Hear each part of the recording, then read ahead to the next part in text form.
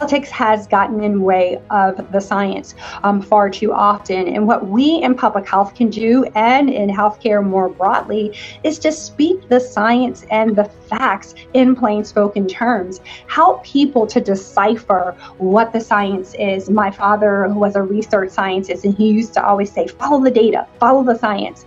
And oftentimes I find myself in community, whether virtually or in community via some other communication tool or aid, helping people to understand how these vaccines work.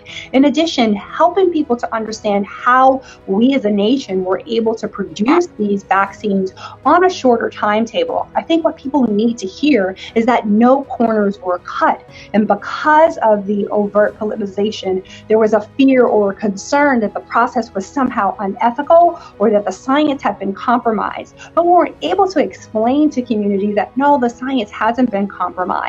And these are the checks and balances that were in place during the clinical research period.